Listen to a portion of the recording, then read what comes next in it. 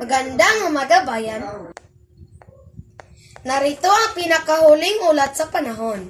Ang bagyong Leon na dating Christine ay napapalapit na sa bansa.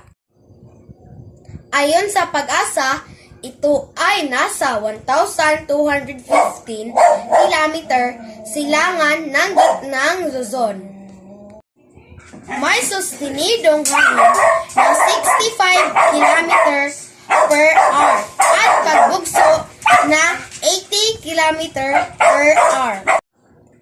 Ang mga inaasahang epekto nito ay ang malakas na ulan na maaring magdulot na flash floods o landslide sa mga lugar na malapit sa ilog at dagat.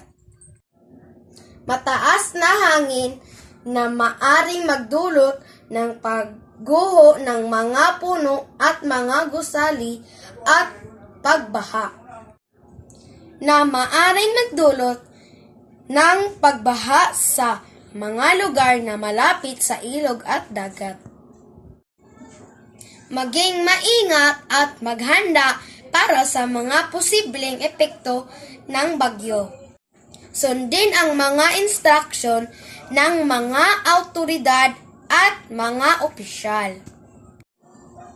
Magpatuloy sa pagmumonitor sa mga ulat ng panahon para sa mga update.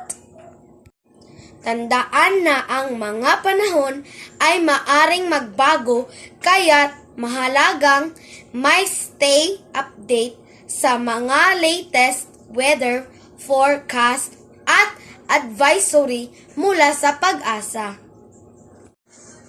Maraming salamat at mag-ingat tayong lahat.